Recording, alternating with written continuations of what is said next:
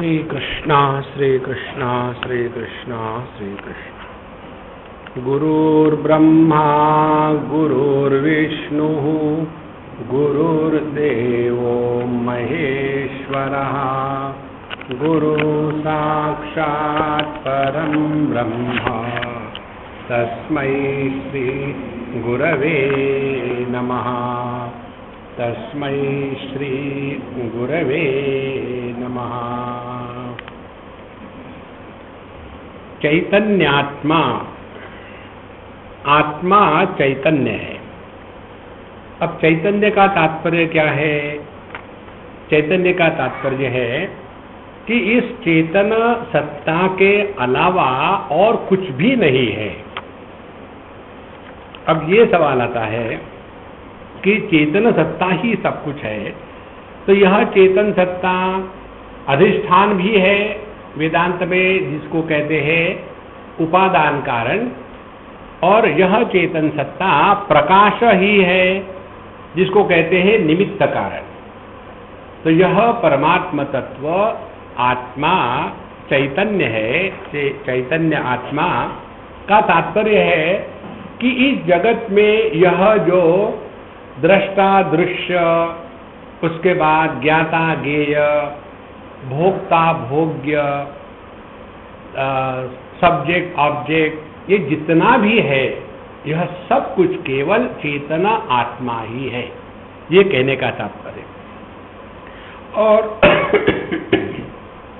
इस शास्त्र के अनुसार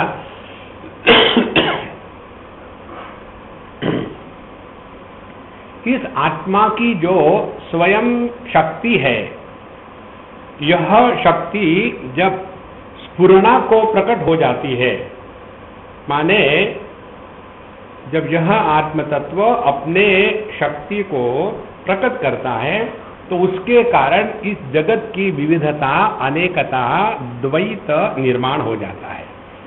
लेकिन यह द्वैत निर्माण होने के कारण इस चैतन्य आत्मा के अद्वैत में कहीं हानि नहीं होती। जैसे पानी से समुद्र और लहरें निर्माण हो गई, तो उसके कारण पानी में कारण समुद्र और कार्य, इस भेद के कारण पानी में कोई हानि नहीं हुई। तो पानी के दृष्टि से जब हम देखेंगे तो कारण और कार्य केवल अध्यारोपित है, उसका कोई वास्तविक रूप नहीं है।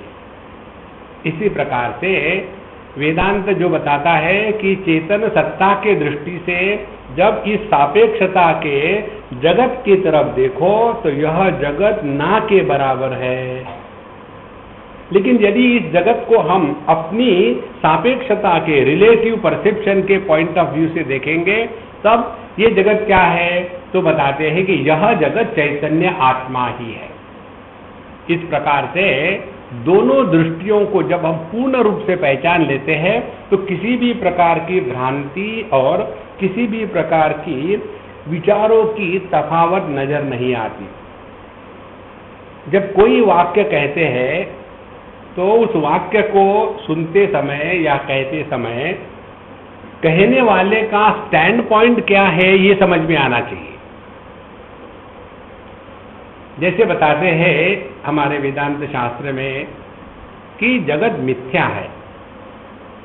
जगत मिथ्या है, इसका तात्पर्य यह जगत केवल चेतन आत्मा के दृष्टि से देखा जाए तो इस जगत का कोई अस्तित्व ही नहीं है।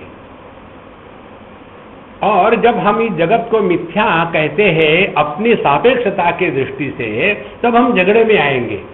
कैसे झगड़े में आएंगे? तो तुम मुझे से बात कर रहे हो, मैंने तुमको चांटा लगाया, ये मिथ्या है क्या? देखो, योग वशिष्ठ में ये कथा आती है। योग वशिष्ठ का जो वेदांत है वो इसी सिद्धांत पर अवलंबित है।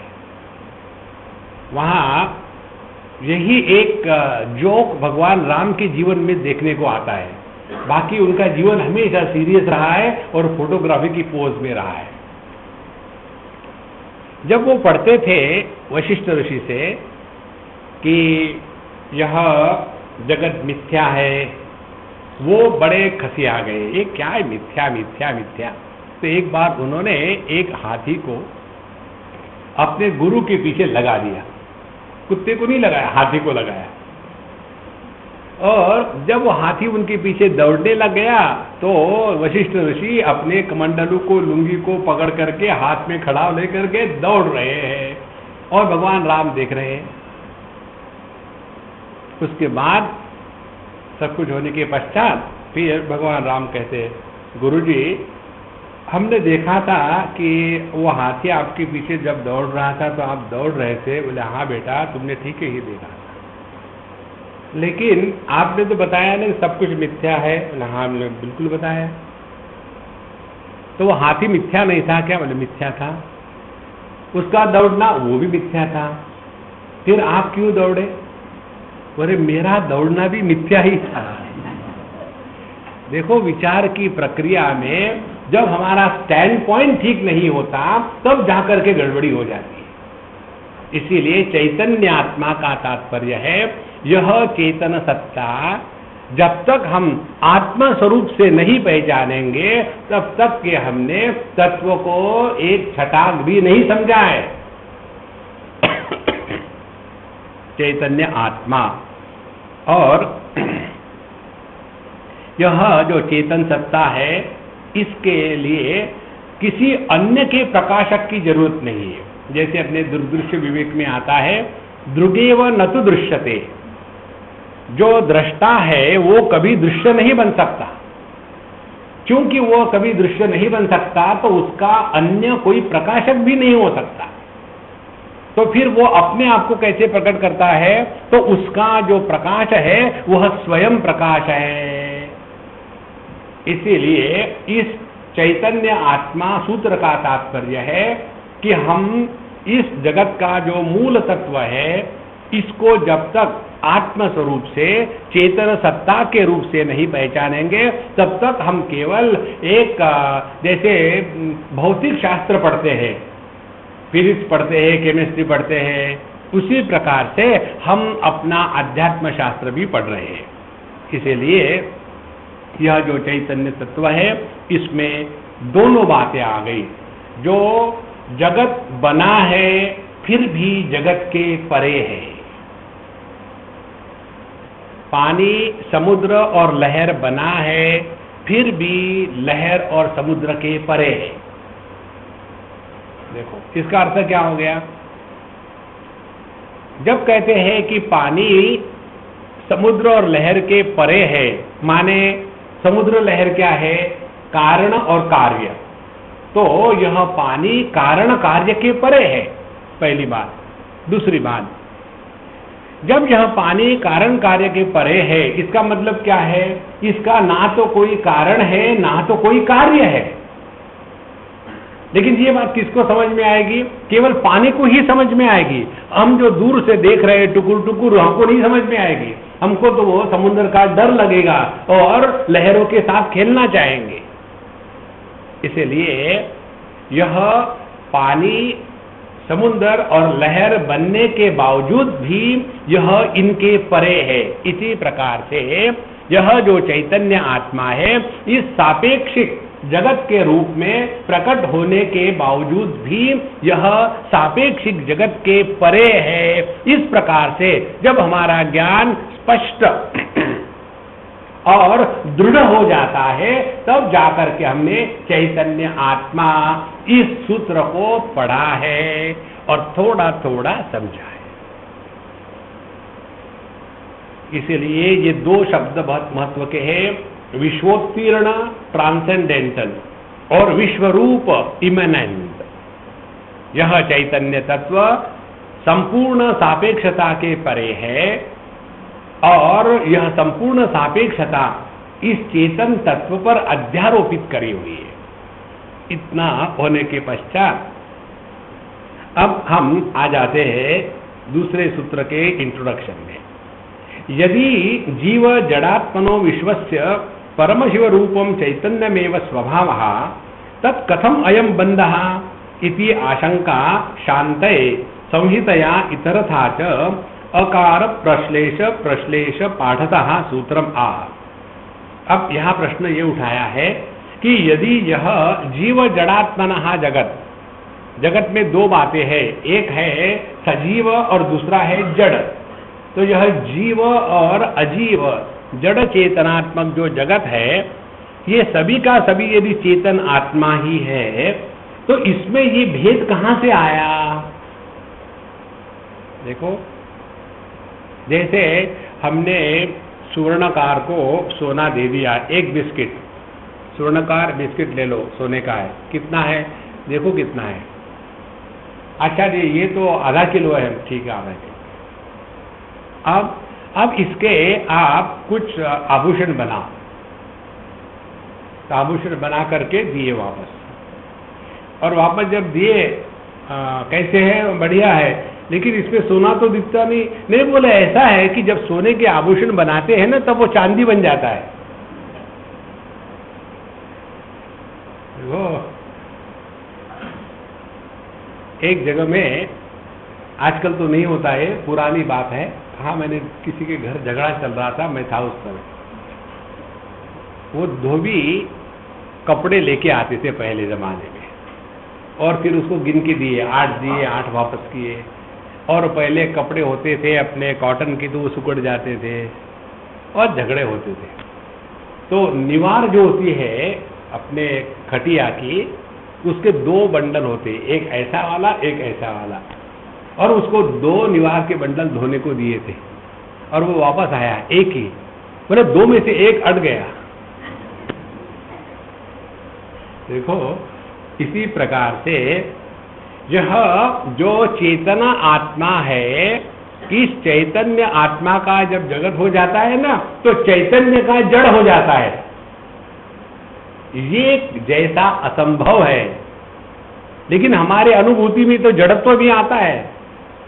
तो इस प्रश्न को हटाने के लिए यहाँ बताते हैं कि इस चेतन सत्ता पर यह बंधन कहाँ से आया, कि यह चेतन सत्ता अब जड़ के रूप में हो रही है, अपने आप को सुखी दुखी समझती है, अपने आप को पापी पुण्यवान समझती है, तो यह जड़ चेतनात्मक कहाँ से आया? इसको बताने के लिए अब अगले सूत्र में बताते हैं। अगला सूत्र बहुत छोटा है, पहला जैसा था, हम जब बताते हैं तब आप उतना लिख दो, इसमें लिखने का कुछ है नहीं, समझने का ही सब कुछ है। पहला है चैतन्यम आत्मा, दूसरा है ज्ञानम बंधः। यह जो सूत्र है ज्ञानम बंधः, इस सूत्र को ज्ञानेश्वर महाराज ने अपने अमृतानुभव में उद्धृत किया था, और उस समय मुझे इतनी परेशानी हुई, ये कैसे संभव है, ज्ञान बंधन कैसे हो सकता? और जब उन्होंने शिव सूत्र का रेफरेंस दिया, तब मैंने इसको पढ़ा, और तब पता चला कि यह सूत्र जो है ज्ञानम बंधः, इस सूत्र को हम 2 प्रकार से पढ़ सकते हैं। पहले यह सूत्र पहले सूत्र के साथ जोड़कर पढ़ लो, तो क्या होगा? पहला सूत्र था चैतन्यम आत्मा, सो चैतन्य आत्मा, सो उसको दोनों को इकट्ठा कर लेंगे तो क्या होगा? चैतन्यम आत्मा ज्ञानम बंधः। तो जो चैतन्य आत्मा है, उसके बारे में जो अज्ञान है, वही अज्ञान बंधन का कारण है, पहली बात। तो बंधन किसके कारण होता है? बंधन केवल हमें जब अपनी असलियत मालूम नहीं है, तो उसी के कारण हम अपने आप को बंधन में महसूस करते हैं। देखो, और यह बंधन हमको बहुत परेशान करता है। तो पहला, अपने स्वरूप का अज्ञान, यही बंधन का कारण है। अब देखो, यही बात कही है ना अपने वेदांत में, अलग थोड़ी है। इसलिए ये जो दुराग्रह हो करके हम झगड़ा करते हैं, तो वाद करने से परमात्मा से दूर भटक जाते हैं। अच्छा, इसी सूत्र को यदि पहले सूत्र से अलग करके पढ़े, तो इसका अर्थ निकलेगा ज्ञानम बंधः, ज्ञान ही बंधन है। तो पहले इसका अर्थ निकला अज्ञान बंध है, और अब निकला ज्ञान बंध है। अब हम लोगों ने शंकराचार्य के अनेक ग्रंथ पढ़े हैं, उसमें सदाचार नाम के ग्रंथ में एक श्लोक आता है, ज्ञाना ज्ञान विलासोयम, यह संपूर्ण जगत जो है ज्ञान और अज्ञान का विलास है। और ज्ञाना ज्ञाने च पश्यति, तो यह ज्ञान और अज्ञान यही एक दूसरे को दृष्टा दृश्य के रूप में खेल रहे हैं। और ज्ञाना ज्ञाने परित्यज्य, ज्ञान और अज्ञान इन दोनों का त्याग कर दिया तो क्या बचता है, ज्ञानमेव अवशिष्यते। अब यही बात यहां समझेंगे, सूक्ष्म है, ध्यान से सुनना। जब हमको कोई पूछता है कि भैया ये क्या है स्वामी जी आपके हाथ में, तो हम कहेंगे भैया हमको नहीं मालूम। तो हमको नहीं मालूम क्या हो गया, अज्ञान। ये अज्ञान कैसे पता चला, जब तक के इस वस्तु को नहीं जाना तब तक के ये वस्तु मुझे मालूम नहीं है, ये कभी संभव हो सकता क्या। देखो, तो जिसको हम ज्ञान कहते हैं कि यह वस्तु है, लेकिन वस्तु क्या है ये मालूम नहीं, इसीलिए उसको अज्ञान कहते हैं। लेकिन अज्ञान भी तो ज्ञान ही है। देखो, ठीक से समझ लेना इसको। यही बात अपने वेदांत में कहते हैं कि हमने रस्सी को रस्सी के रूप में नहीं जाना, आवरण, तो उसके पश्चात क्या हुआ, लगता है कि सांप होगा।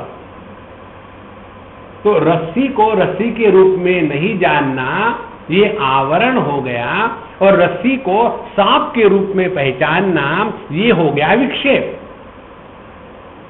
देखो, दो बातें हो गई।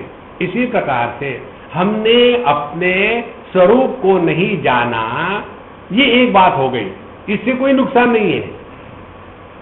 देखो, लेकिन आगे हम चलते हैं, क्या हम आगे चलते हैं कि मैं देह हूं, मैं प्राण हूं, मैं मन हूं, मैं बुद्धि हूं, और वहीं से यह संसार प्रारंभ हो जाता है। इसलिए यहां बताते हैं कि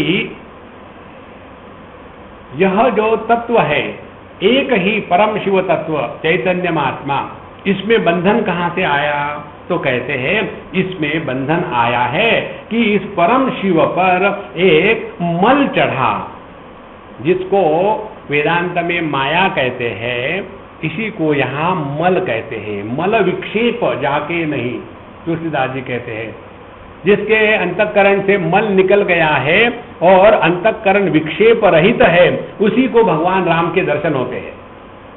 तो मल क्या है, तो बताते हैं मल है कि जब हमने अपने आप को नहीं पहचाना, अपने स्वरूप का अज्ञान, यही मल है। देखो, इसको ठीक से समझ लेना।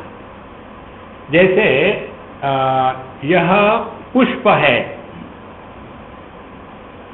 पुष्प नाम की वस्तु है, इसी प्रकार से अज्ञान नाम की कोई वस्तु है क्या। हमेशा अज्ञान किसका, इसी प्रकार से जब हम अज्ञान कहते हैं मल को, तो अज्ञान किसका, अज्ञान अपने स्वरूप का। इसीलिए यह अज्ञान क्या है, यह संपूर्ण ज्ञान का अभाव नहीं है। यह बहुत मुख्य डेफिनेशन है यहां अज्ञान की। अज्ञान माने ज्ञान का अभाव नहीं, ignorance is not absence of knowledge. इसीलिए हम इस अज्ञान शब्द को ही प्रयोग कर रहे हैं। अज्ञान माने अपूर्ण ज्ञान। हम अपने को जानते तो है ना, लेकिन हम अपने आप को चैतन्य आत्मा है इस रूप से नहीं जानते। जहां हमने अपने आप को चैतन्य स्वरूप पहचान लिया, तो यह संसार अपने आप गायब हो जाएगा। इसीलिए यह जो अज्ञान है, इसका कारण क्या है, तो कहते हैं इसका कारण है यह होता ही है, इसका कोई कारण नहीं। अज्ञान के कारण सब कुछ होता है, लेकिन फिर भी हम इसको मानेंगे नहीं। तो फिर हमको क्या बताते हैं, देखो भक्ति शास्त्र को ले आएंगे। भगवान को जब इच्छा हो गई देखने की तो रूप रंग और आंखें प्रकट हो गए। उनको देखने की इच्छा क्यों हो गई? इसलिए हो गई कि उनको स्वातंत्र है, जो उनकी मर्जी। फिर आगे बताते हैं, भगवान को जब प्रश्न पूछने की इच्छा होती है तो शिष्य का जन्म होता है, और भगवान को जब उत्तर देने की इच्छा होती है तो गुरु का जन्म होता है। तो एक ही तत्व में गुरु शिष्य दोनों का अध्यारोपण हो गया। और भगवान की इच्छा का कारण क्या है? जहां परिपूर्णता है, परिपूर्णता की अभिव्यक्ति स्वाभाविक होती है, उसको करना नहीं पड़ता। इस प्रकार से अपने स्वातंत्र्य शक्ति के कारण परमात्मा ही अपने आप में इस अज्ञान का अध्यारोपण कर देता है, ताकि थोड़ा खेले। हम लोग नहीं करते क्या? जब टाइम पास करना है, बोर हो गए तो चले गए कहाँ? दर्पण के सामने। इसको दर्पण क्यों कहते हैं? अपने दर्प को जो बढ़ाता है वो दर्पण है। वहां खड़े हो गए और फिर हाथ में चक्कू के जैसा कंगा ले लिया, और जहां एक दो बाल है उसी को ठीक से चिपकाने लगे। देखो महाराज, तो हम क्यों कर रहे हैं? नहीं, जस्ट टाइम पास। इसी प्रकार से अज्ञान का कोई कारण नहीं, यह प्रभु की लीला है। और यह जो अपने स्वरूप का अज्ञान है, इसी को इस प्रत्यभिज्ञा शास्त्र में कहते हैं आणव मल। अणु का मल, जिसके कारण अनंत शांत को प्राप्त हो जाता है, उसको अणु का मल कहते हैं, आणव मल। अब यह जो आणव मल है, यही इस संसार का और दूसरे दो मलों का कारण है। दूसरे कौन से दो मल है हमने पढ़े हैं? एक है मायीय मल, माया का, और दूसरा है कार्म मल, कर्म का। अब देखो, अपने वेदांत की प्रक्रिया हमने आपको जो बताई थी, जब हम अपने आप को नहीं जानते, आणव मल स्वरूप का अज्ञान, फिर हम अपने आप को जानते हैं क्या? कि हम अपूर्ण है। पहले हमने अपने आप को ठीक से नहीं जाना, फिर अपने आप को अपूर्ण जाना। अब अपने आप को अपूर्ण जानने के कारण क्या होगा कि हमारे में इच्छाएं प्रकट होगी। तो ये इच्छाएं जो है, ये हो गया माया का मल। इच्छा कैसी प्रकट होती है? माया के द्वारा। जिसको हम अपने से अन्य जानते हैं, उसी के बारे में विचार आते हैं और उसी के बारे में इच्छा होती है। तो पहले आणव मल माने अपने स्वरूप का अज्ञान, इसके कारण हमने अपने आप को परिच्छिन्न मान लिया, और उसके बाद इस जगत को अपने से अन्य देखा। ये माया का कार्य है, माया का मल है। और फिर इस जगत के वस्तुओं के बारे में हम कल्पना करने लग गए कि ये वस्तु मिलेगी तब मैं पूर्ण हो जाऊंगा। तो फिर दूसरा आ गया माया का मल। और जब इस वस्तुओं को लेकर के मन में इच्छाओं की बुदबुदे उठने लगे, तो उसके बाद क्या होगा? फिर हम कर्म में लगेंगे और उसी को कहेंगे कर्म मल, कर्म का मल। और ये कर्म का मल क्या होगा? राग द्वेष और उसके द्वारा निर्माण किए गए अंतःकरण पर संस्कार। इस प्रकार से ये जो तीन बातें वेदांत में बताते हैं, अविद्या काम कर्म, यह हृदय ग्रंथि ही हमको अपने स्वरूप से दूर रखती है। यही बात यहां कही है, कहीं भेद नहीं है महाराज। हम इसका इसलिए एम्फसाइज कर रहे हैं कि हम लोगों ने इसको पढ़ने के बाद इस चक्कर में नहीं पढ़ना है कि इन्होंने कहा कि वेद खराब है, उन्होंने कहा कि ये खराब है। हमको किसी से, हमको कोई पक्ष नहीं लेना है, पक्षी मत बनो। देखो, जैसे कई बार लोग हमको पूछते हैं, अभी हम गए थे दूसरे देश में, हमको पूछा, Swami ji do you believe in Ayurveda? I said why should I believe और नॉट बिलीव? नहीं नहीं, क्योंकि यू आर फ्रॉम इंडिया, आप इंडिया से हो तो आप तो केवल आयुर्वेद लेते होंगे। हमने कहा देखो आयुर्वेद मालूम है क्या है आपको? क्या है? ये जो आयुर्वेद के डॉक्टर जो है ना, आप उनको बताओ कि मुझे ऐसा ऐसा हो गया, वो आपको एक ही डोज इतना भयानक कड़वा देंगे कि अगले बार वो कड़वे दवाई के डर से रोग ठीक हो जाता है। इसको कहते हैं आयुर्वेद।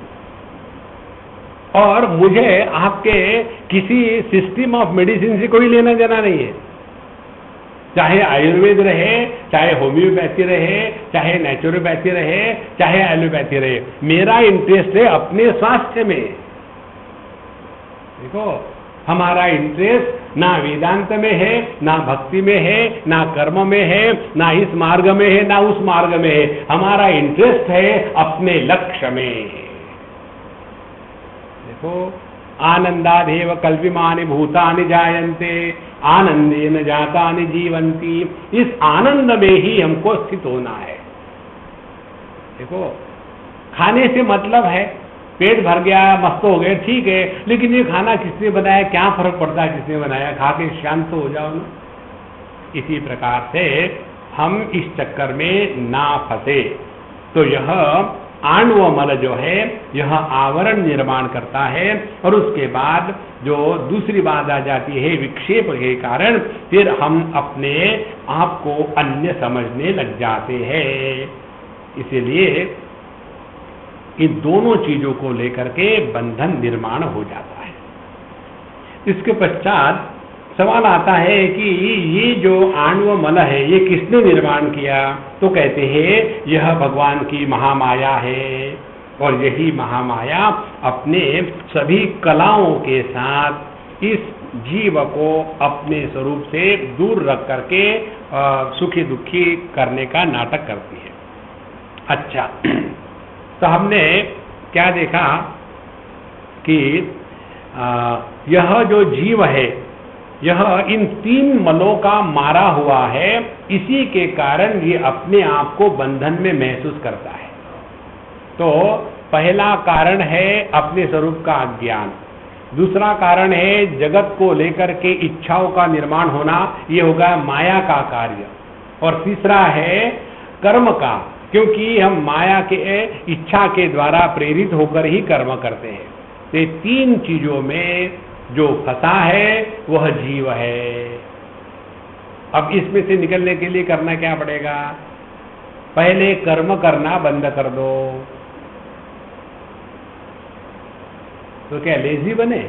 बोले नहीं, योगिनः कर्म कुर्वन्ति संगम त्यक्त्वा आत्मशुद्धये।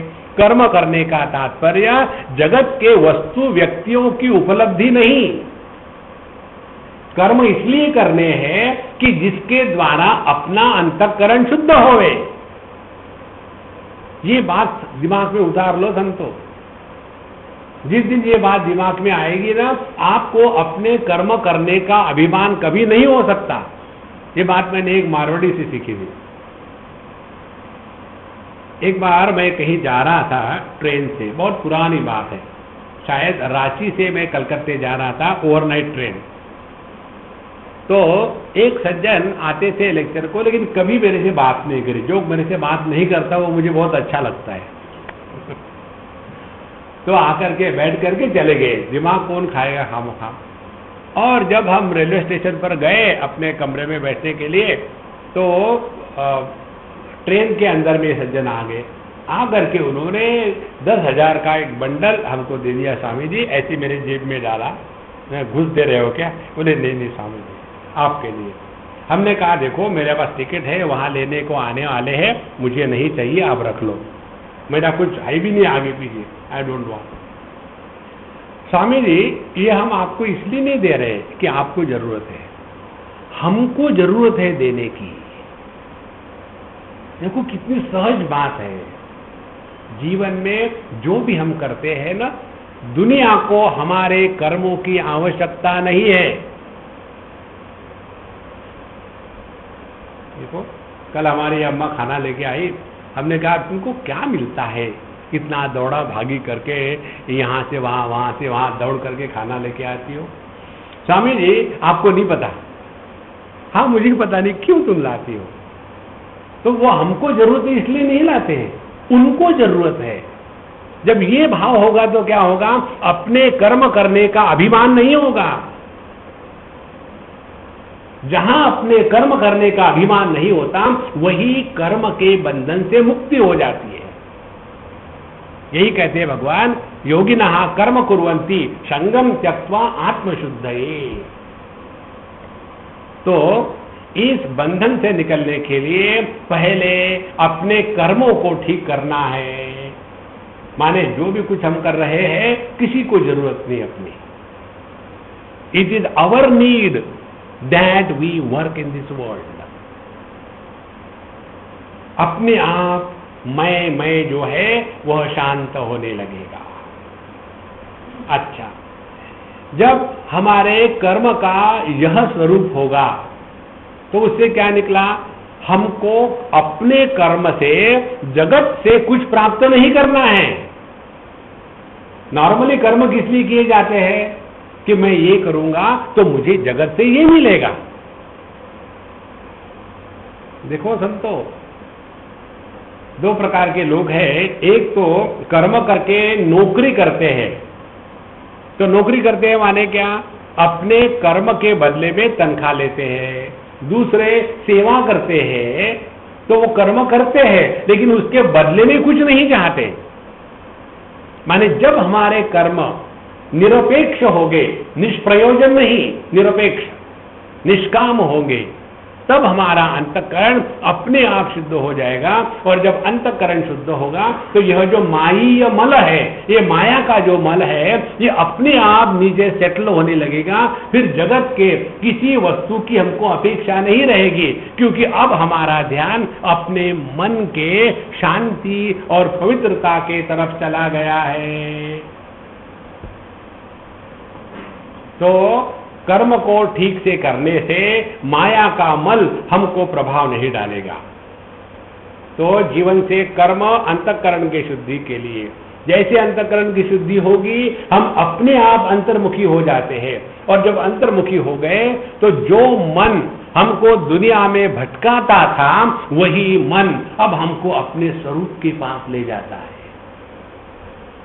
अब यह मन दुनिया का चिंतन नहीं करता, फिर आत्मचिंतन में लग जाता है। एक बार आजकल वो जैन महात्माओं का चल रहा ना, क्या कहते हैं उसको, पर्यूषण। तो हम कहीं थे और एक सज्जन हमको मिलने आए और कहते कि स्वामी जी हमारे मुनि लोग भी आते हैं, आत्मचिंतन करो, लेकिन कोई बताता नहीं कि आत्मचिंतन करो माने क्या। तो आप बताओ। तो हमने कहा आत्मचिंतन मत करो। बोले आप कभी तो ठीक बोला करो। हमने कहा हम ठीक बोलते हैं, आपकी समझ उल्टी है तो मैं क्या करूं। बोले कैसे ठीक है, देखो आत्मा चिंतन का विषय नहीं है। फिर जब आपका मन अनात्म चिंतन करना बंद कर देता है, उसी को कहते हैं आत्मचिंतन। जब बाहर भटकना बंद कर दो तो अपने आप घर में हो ना।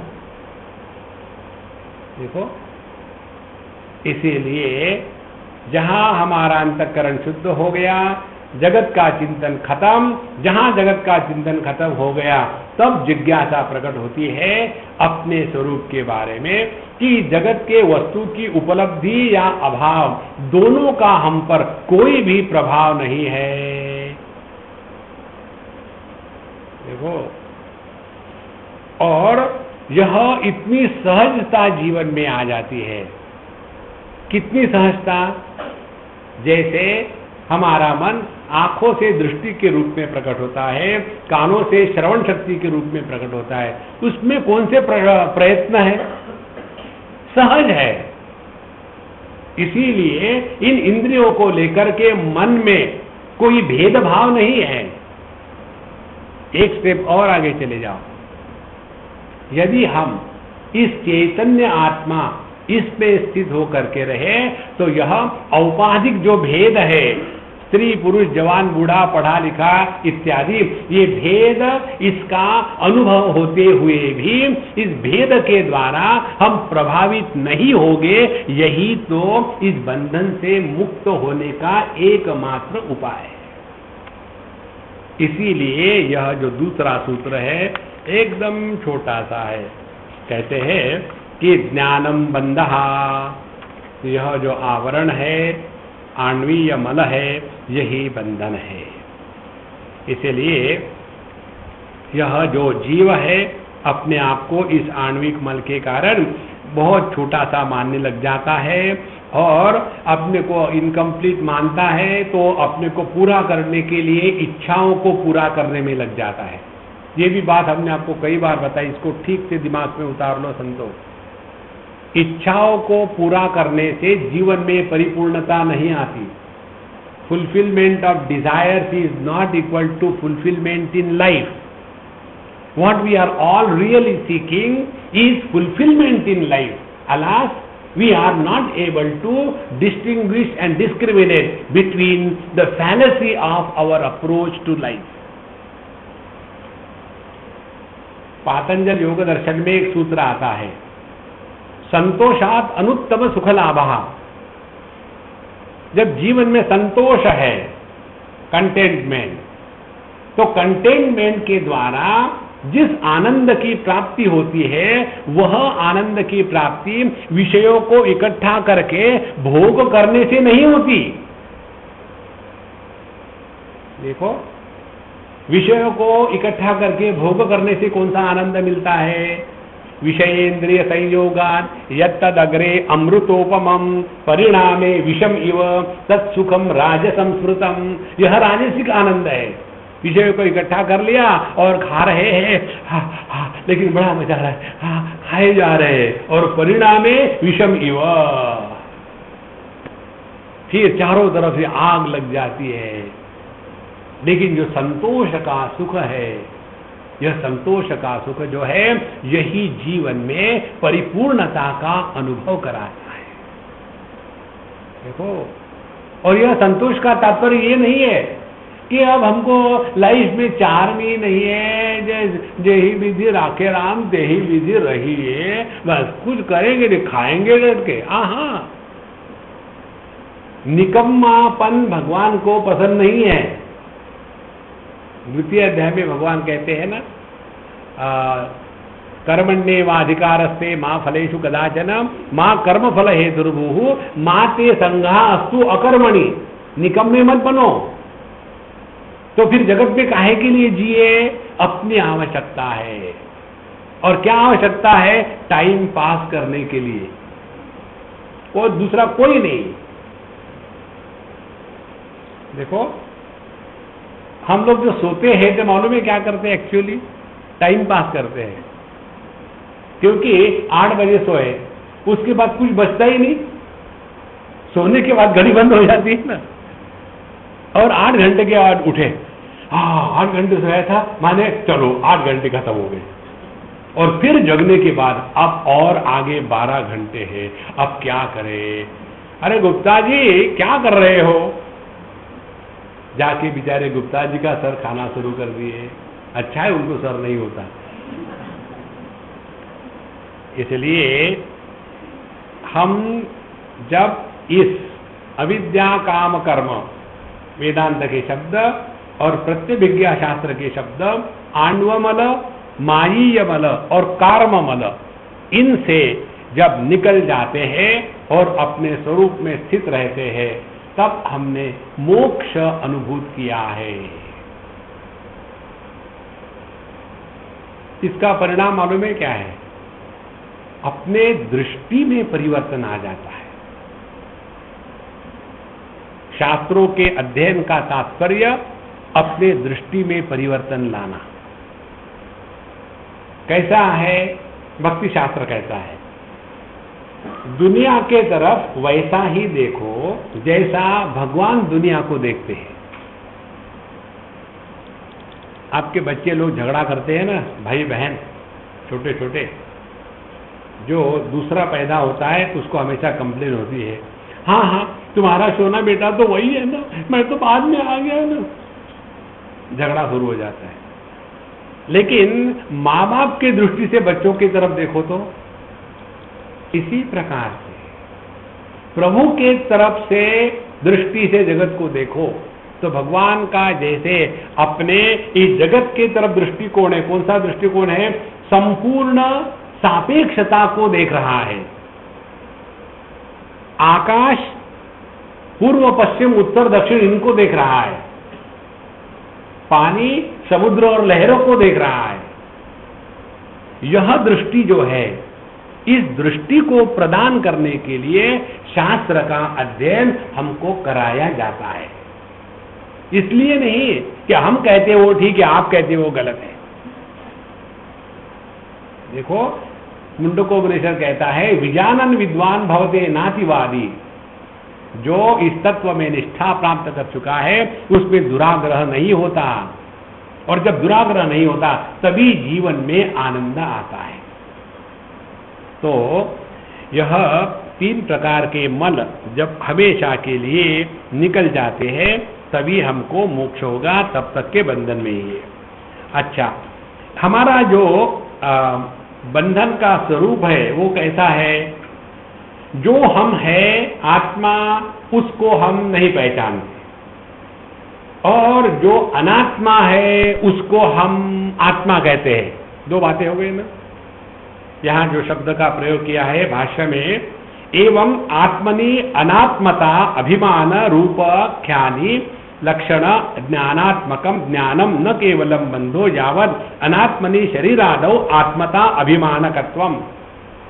माने जो अपना स्वरूप है उसको हम अनात्मा के रूप में जानते हैं, और जो हमारा अनात्मा है देह इत्यादि उसको हम आत्मा के रूप में जानते हैं। ध्यान से सुनना, ये सबसे बड़ा बंधन है हमारे ज्ञान की प्रक्रिया का, कि हम हर चीज को अपने से अन्य के रूप में जानना चाहते हैं। हर चीज को, यही ट्रेनिंग है बचपन से। इसीलिए कहेंगे कि हमको भगवान के दर्शन कराओ। महात्मा के पास जाते हैं, एक सज्जन गए और महात्मा जी मस्त थे, बाकी महात्मा लोग बैठे हुए थे। एक सज्जन आए, महात्मा जी भगवान के दर्शन कराओ।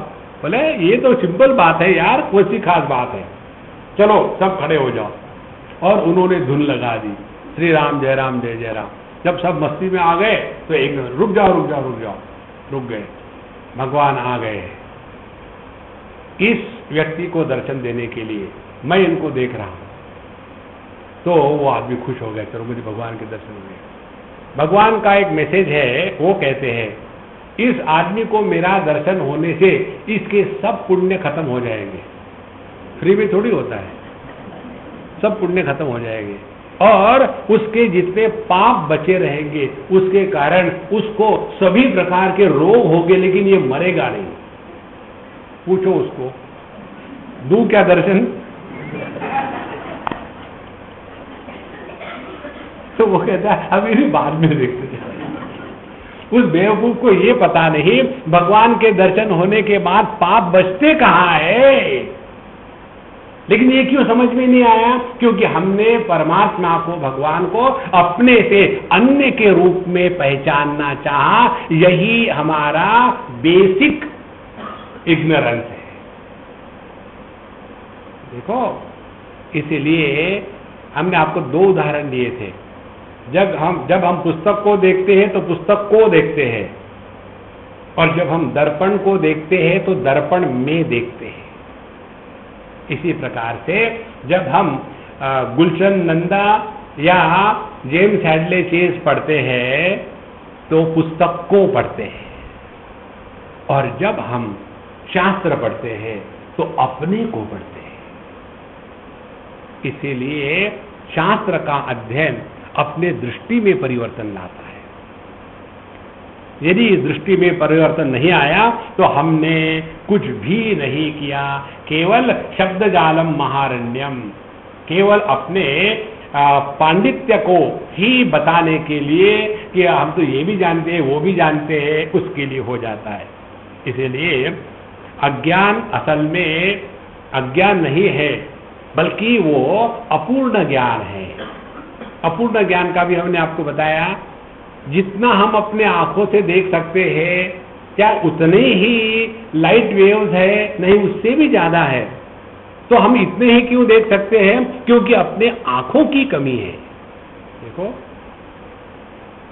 इसी प्रकार से हम कानों से जो सुन सकते हैं वो बैंड विड्थ जो है वो अपने कानों की कमी है, शब्द की नहीं। इसी प्रकार से औपाधिक ज्ञान हमेशा अपूर्ण होता है, और इस अपूर्ण ज्ञान को जब हम पूर्णता के रूप में स्वीकार करने का दुराग्रह करते हैं तब उसको बंधन कहते हैं। अपूर्ण ज्ञान को अपूर्ण के रूप में स्वीकार करो तो यह बंधन नहीं होगा। कैसे? हमको तो भगवान मालूम ही नहीं किसी बारे में, तो फिर जाओ किसी के पास जाकर के पूछो, लेकिन उनको मालूम है, ये हमको कैसा मालूम पड़ेगा? शुरू तो करो। इसीलिए ज्ञान अज्ञान का जो बंधन है वही है कि आत्मा में अनात्म बुद्धि और अनात्मा में आत्म बुद्धि। इसलिए जो जीव इस बंधन के द्वारा बंधा जाता है, माने अनात्मा में आत्मबुद्धि और आत्मा में अनात्म बुद्धि, उसको इस प्रत्यभिज्ञा शास्त्र में कहते हैं पशु, जिसको अपने वेदांत में या भक्ति शास्त्र में कहते हैं जीव। इसी को लेकर के अपने काठमांडू में है पशुपति नाथ। तो पशु हो गया जीव, पति हो गया ईश्वर, और नाथ हो गया परब्रह्म परमात्मा, यहां जिसको कहते हैं परम शिव। तो हम सभी के सभी पशु है। पशु कौन है? पश्यति इति पशु न थिंकति। देखो, पशु का कैसा होता है? कहीं देखा बढ़िया घास, जाकर के खाना शुरू कर दिया। किसी ने मेहनत करके उस लॉन को लगाया है, वहाँ बढ़िया बढ़िया फूल आए हैं, कितना सुंदर दिख रहा है, भाई इसको क्या फर्क पड़ता है खाने से? मतलब देखो, इसी प्रकार से हम अपने इंद्रियों के माध्यम से इस दुनिया में चरते रहते हैं। थोड़ा तो शांत होकर के अपने स्वरूप के बारे में चिंतन हो जावे। तो यह पशु जब अपने इस स्वरूप को पहचानता है तब उसी समय यह इस पंच तन्मात्रा के विषय, पंच ज्ञानेन्द्रिय, पंच कर्मेंद्रिय, इनके द्वारा प्रभावित न होकर के अपने स्वरूप में रहता है। तस्मात् त्वम् इंद्रियाणि आदौ नियम्य भरतर्षभ पाप्मानं प्रजह्येन ज्ञान विज्ञान नाशनम।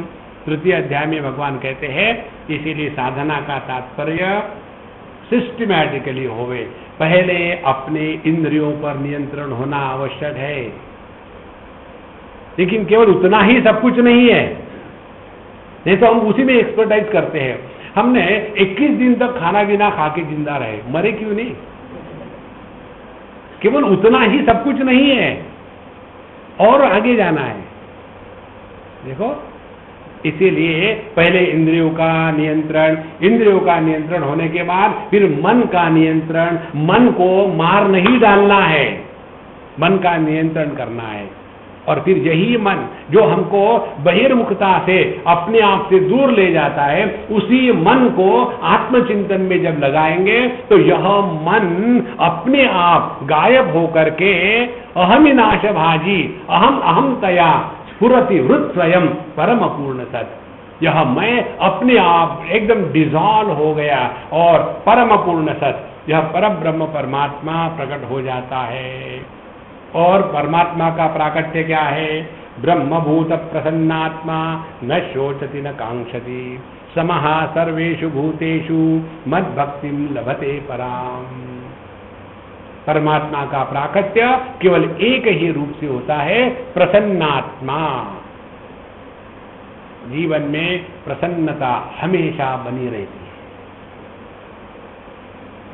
देखो, प्रसन्नता के कारण जो जगत से उपराम है, और फ्रस्ट्रेशन के कारण जो जगत से उपराम है, इसमें क्या फर्क है?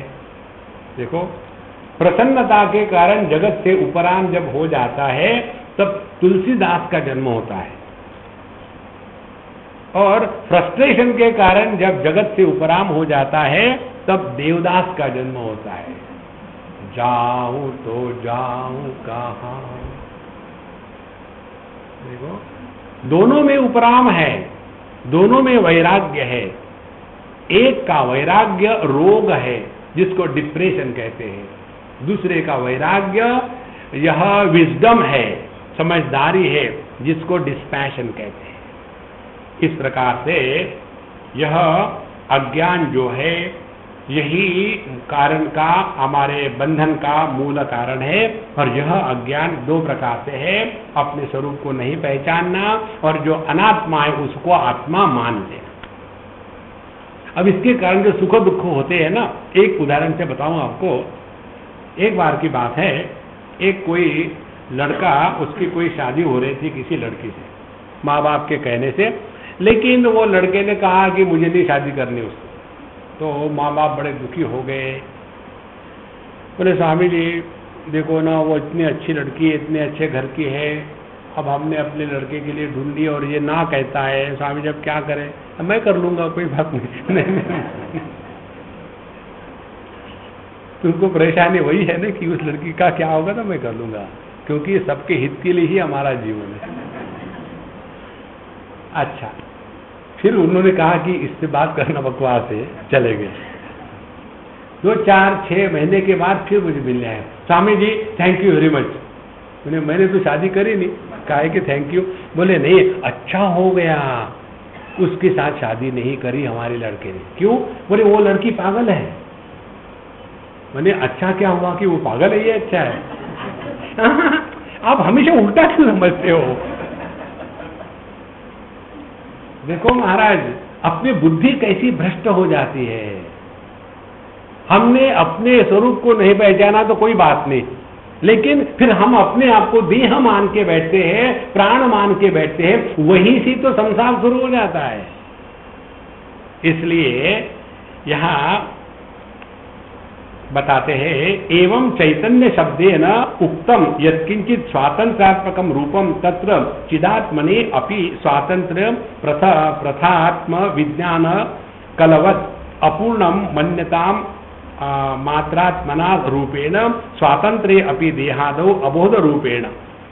कहते हैं कि यह जो भगवान की शक्तियां हैं, ज्ञान शक्ति, स्वातंत्र शक्ति और क्रिया शक्ति, इनसे जब हम संपूर्ण रूप से मोक्ष, फ्रीडम पाते हैं तो क्या होगा कि यह हमें किसी भी प्रकार के आणव मल, मायीय मल और कार्म मल, इन 3 मलों में हमको नहीं फंसाएगी।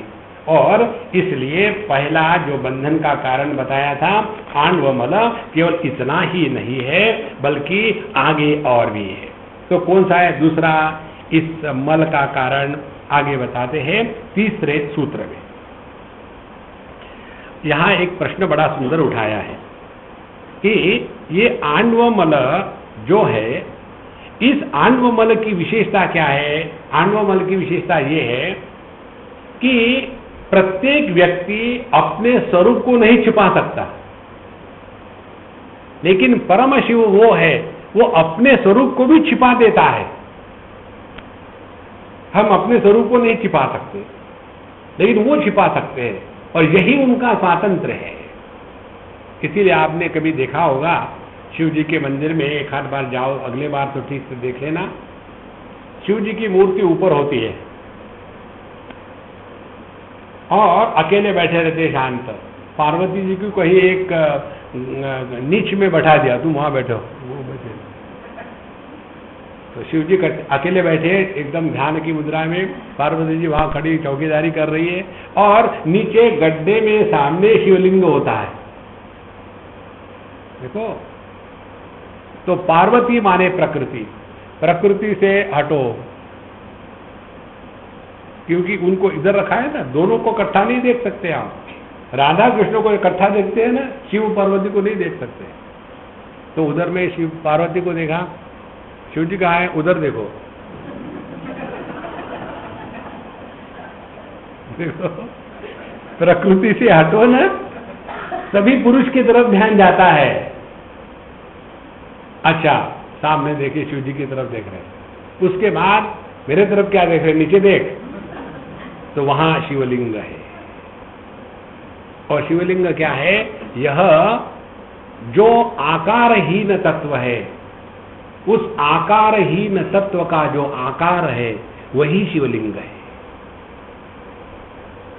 देखो, ये बात मैंने बड़ी विचित्रता से अनुभूत की है वाराणसी में। पिछले से पिछले शिवरात्रि को मैं वहां था, तो हर बार शिवरात्रि हम वहां जाते, बड़ा आनंद आता है। शाम की वहां श्रृंगार आरती होती है शिव जी की, और बहुत जबरदस्त होती है। शिव जी का माने एकदम शांति से नहीं होता, ओम जय जगदीश हरे। वहां 30-40 लोग होते हैं, पंडित धड़ाधड़ मंत्र कह रहे हैं, धूम धड़ाके से आवाज हो रही है, किसी को कुछ समझ भी नहीं आता क्या हो रहा है, क्या शिव जी की आरती हो रही है। देखो, एक का मंत्र उधर जा रहा है, दूसरे का मंत्र उधर जा रहा है, खूब धूम धड़ाके से चलता है। और वहां बैठने को भी जगह नहीं थी, छोटा सा मंदिर है, तो हमको वहां उन्होंने जगह दी, हम वहां से बैठ गए। और उसमें उन पर दुनिया भर का सब कुछ डाला। एक आदमी खूब बढ़िया सजाता है, जैसे उसने सजाया दूसरा आकर के हटा करके फिर अपना उसमें डालता है दूध, फिर उसमें कर दिया, तीसरा आकर उसको हटा देता है, और शिव जी भोले बाबा मस्त बैठे हुए हैं। जब मैं ये सब देख रहा था, तो धीरे धीरे धीरे धीरे इतनी सुंदर बात प्रकट हो गई कि जैसे आप लोगों ने देखा होगा कभी, पुरानी जो पुस्तकें होती है शास्त्र की, जिसको केवल लाइब्रेरी में रखने के लिए रखा जाता है, पढ़ने के लिए कोई नहीं उसको लेता, तो उनको पढ़ने के लिए फिर वो बुक वर्म जो होते हैं वो उनको पढ़ना लग जाते हैं, और फिर उन पुस्तकों को अनेक छिद्र होते हैं आर पार। तो एक बार मैं कोई पुस्तक को देख रहा था, उसमें काफी छेद थे, तो जैसे मैंने वो देखा, मैंने बोला देखो ये छेद कैसे होता है। तो एक छेद तो पूरा था जिसमें से आप आर पार देख सकते हैं, दूसरा जो छेद था वो पूरा नहीं था। तो मैं उस जो अपूर्ण छेद था उसका अन्वेषण, उसकी देखना शुरू कर दिया। तो देखा एक पेज छेद है, 2, 3, 4, 5, जैसे जैसे छेद नीचे जाने लगा, पहले बड़ा साइज का छेद था, फिर 5-10 पन्नों के बाद छेद का साइज छोटा हो गया, फिर और छोटा हो गया, फिर और छोटा हो गया, और जब वो छेद एक पन्ने पर आके रुक गया और उसके आगे नहीं गया, तो वहां उस छेद को फिर मैंने देखा, तो उस छेद का आकार शिवलिंग के जैसा था। देखो, इसी प्रकार से यह जो पन्ने हैं, इस शास्त्र के अनुसार ये 36 तत्व है। इन 36 तत्व के बीच में जो एक निराकार है और सभी आकारों को आधार दे रहा है, वह निराकार तत्व जो है उसको कहते हैं शिवलिंग। देखो, तो यह जो तत्व है, इसको समझने के लिए पहले हमको जगत से उपरत होना है। जगत से उपरत होने के बाद जगत के प्रति कोई आकर्षण नहीं, आकर्षण नहीं के बाद सोना नहीं, फिर शास्त्र का अध्ययन करना है। जैसा शास्त्र का अध्ययन करेंगे तो दृष्टि में परिवर्तन होगा, और जब दृष्टि में परिवर्तन होगा तो हमको हरेक अनुभूति में परमात्मा का प्राकट्य स्पष्ट रूप से जागृत हो जाएगा, हरेक अनुभूति में। देखो, तुलसीदास जी कहते हैं, कामी ही नारी पियारी जिमी, लोभी ही प्रिय जिमी दाम। जो पैसा कमाने में लगे हुए हैं उनको हर जगह पैसा ही नजर आता है। देखो, इसी प्रकार से जिसकी दृष्टि में परिवर्तन आ गया उसको इस जगत के प्रत्येक अनुभूति में भगवान का अनुग्रह और भगवान का प्राकट्य सहज होने लग जाता है। इसीलिए अपने दृष्टि में परिवर्तन लाने के लिए इस शास्त्र का अभ्यास हमको करना है। तो यह जो आणवमल है, यह आणवमल क्या है? ये शिव जी की जो महाशक्ति महामाया है, इसके द्वारा शिव जी अपने आप को मानो भूल गए हैं, ऐसा नाटक करते हैं। कृष्ण लीला आपने नाम सुना है, राम लीला आपने नाम सुना है, वैसे ही शिव लीलामृत नाम का एक ग्रंथ है, वहां भी शिव लीला ही चल रही है। लीला किसको कहते हैं? जहां सब कुछ होता हुआ सा प्रतीत हो रहा है लेकिन हो कुछ नहीं रहा है। उदाहरण जैसा हम लोग बैठे हैं, ऐसे प्रतीत हो रहा है कि सबको समझ में आ रहा है। उसके बाद फिर वही तंबाकू वही चूना और रगड़ते जाओ, खाते जाओ। My husband doesn't listen to me. देखो, जिन बीवियों के हस्बैंड उनको सुनते नहीं ना, उनकी बात मानते नहीं ना, वो लोग हमारे पास आकर के हमको मनवाते और तसल्ली कर लेते, किसने तो माना। नारायण।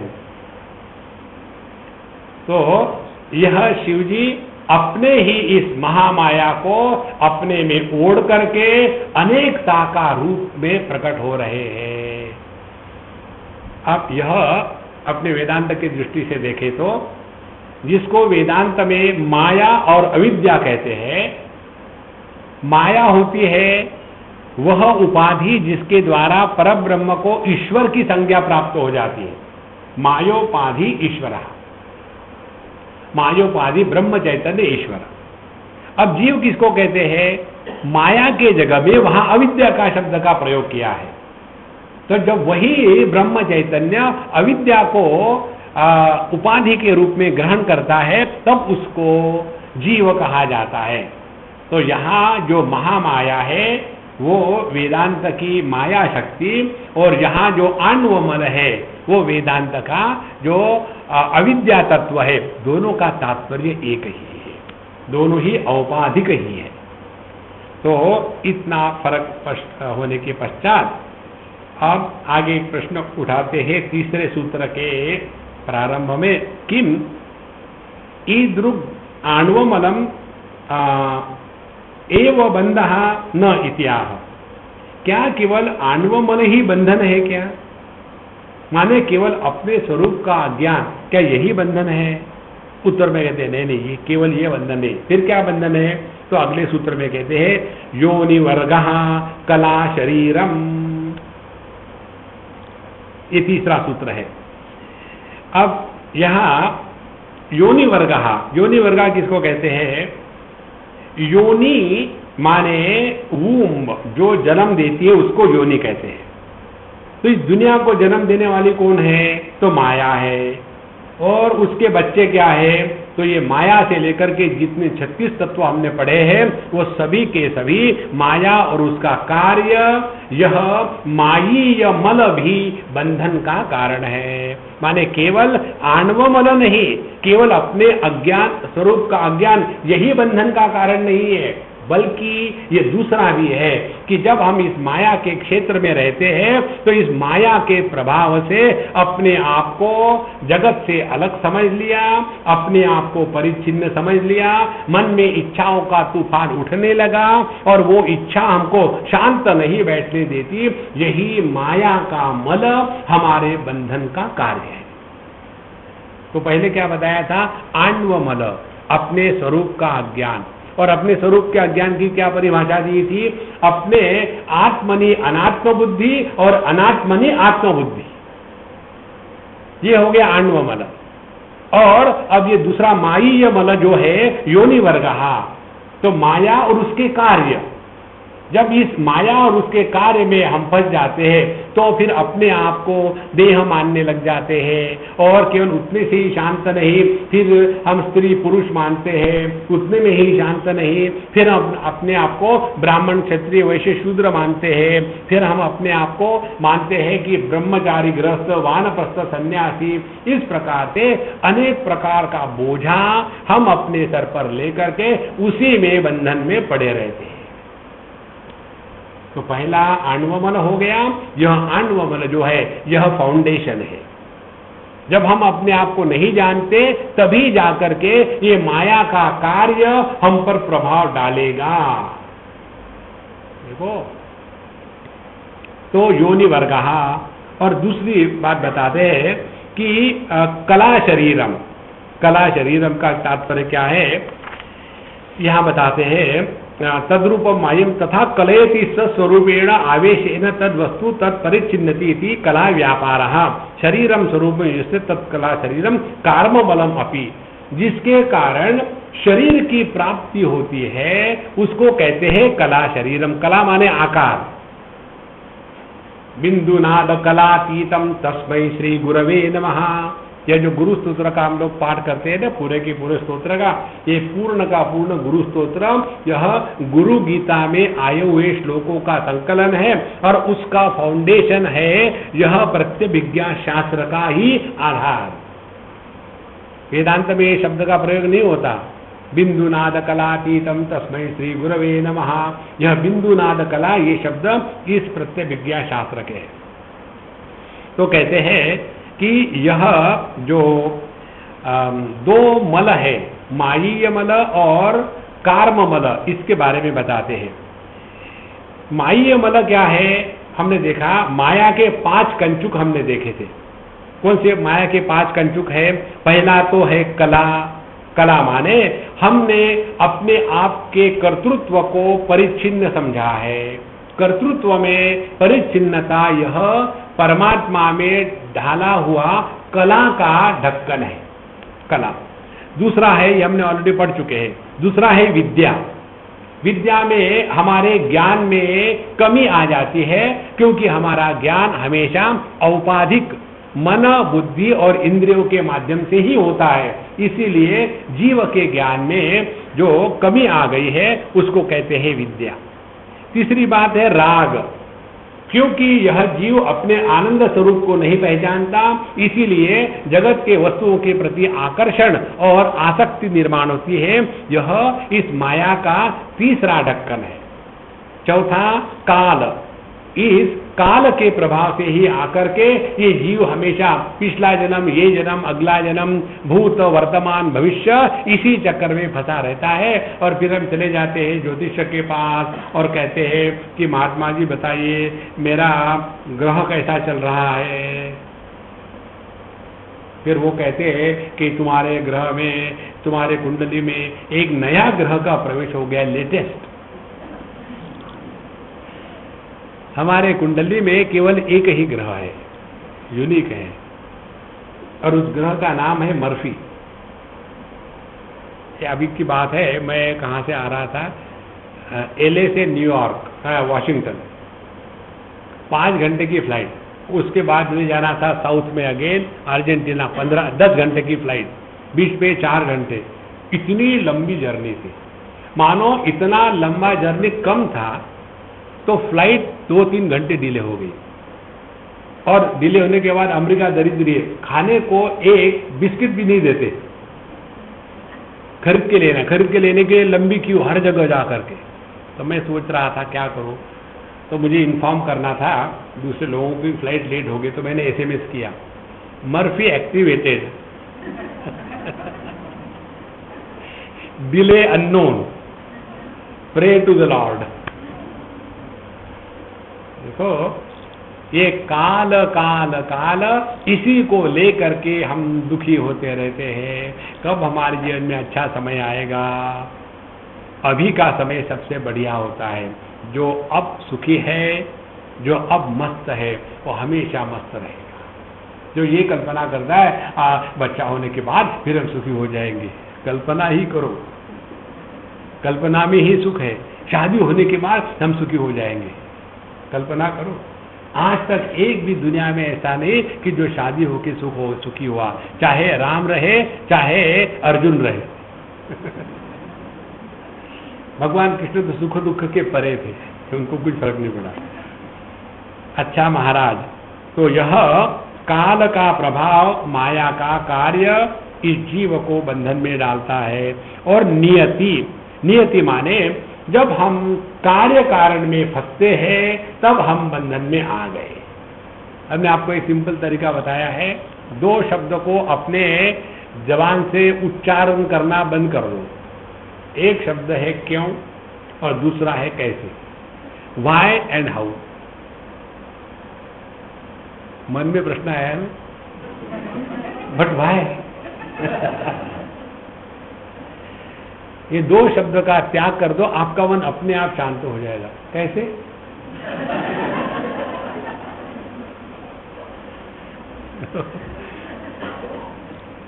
तो यह हो गया मायीय मल, और यह माया के कारण हम अपने आप को जगत से अलग मान करके, देश काल वस्तु व्यक्ति का प्रभाव स्वीकार करके इस जगत के बारे में सोचने लग जाते हैं, इच्छा करते हैं। और उसके बाद कर्ममल आता है। यह कर्ममल क्या है? कर्ममल है जब हम जगत में कार्य करेंगे तो अपने अंतःकरण पर संस्कार होंगे राग द्वेष के, और फिर उन संस्कारों के द्वारा प्रभावित होकर के फिर हम कर्म करने में लग जाएंगे। इस प्रकार से कर्म से संस्कार, संस्कार से कर्म, कर्म से संस्कार, संसार से कर्म, और यह जो चक्कर है इस चक्कर को कहते हैं संसार। देखो, इस प्रकार से यह तीन मल जो है, आणव मल, उसके बाद मायीय मल और कार्म मल, इन तीनों के कारण यह परब्रह्म परमात्मा, जिसको यहाँ परम शिव कहा है, ये अपने आप को बंधन में डालने का नाटक कर रहा है। देखो, साधु संत ज्ञानी पुरुष जब हम जैसे लोगों को देखते हैं तो वो ये नहीं देखते पता नहीं कहाँ से अज्ञानी आ गए। वो कहते अच्छा कन्हैयालाल नया चोला पहन के आए, नाटक कर रहे, अज्ञानी है करके। उनकी दृष्टि ही बदल जाती है। इसीलिए ज्ञानी पुरुष जब जगत को देखता है तो उसके दृष्टि में यह सब प्रभु का नाटक चल रहा है। कोई हीरो बन के आता है, कोई हीरोइन बन के आता है, कोई विलेन बन करके आता है, कोई भिखारी बन के आता है। तो जो अनेकता का भेद इस ज्ञानी के दृष्टि में शांत हो जाता है, क्योंकि उसकी दृष्टि अभेद दृष्टि हो गई है, क्योंकि उसने इन सब मलों के परे चला गया है। इस पर जो उनकी कमेंट्री है बहुत ही सुंदर है। मल प्रध्वंस चैतन्यम कला विद्या समाश्रितम रागेण रंजितात्मानं कालेनं कलितं तथा नियत्यायमितं भूयः पुंभावेनोपबृंहितं प्रधानाशय संपन्नं गुणत्रयसमन्वितं बुद्धितत्वसमासीनं अहंकार समावृतं मनसा बुद्धिकर्माक्षैः तन्मात्रैः स्थूलभूतकैः। इसमें जो हमने आपको बताया इसका संस्कृत का यही है ओरिजिनल श्लोक।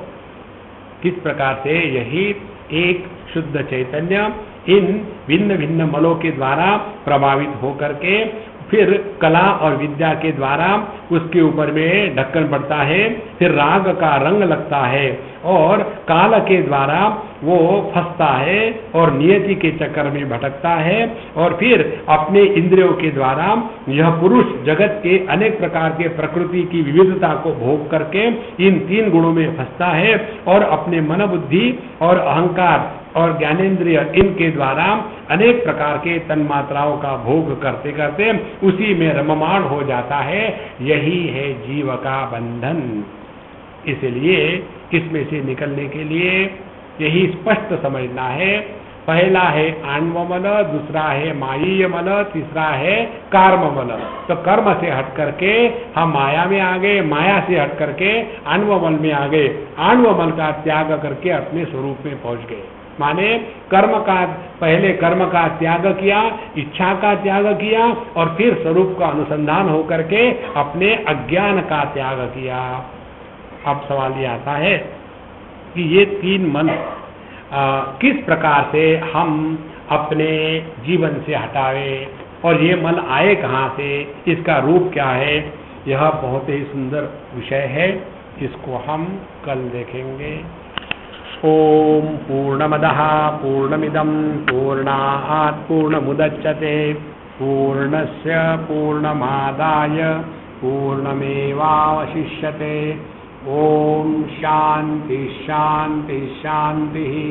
हरि ओम। श्री गुरुभ्यो नमः। हरि ओम।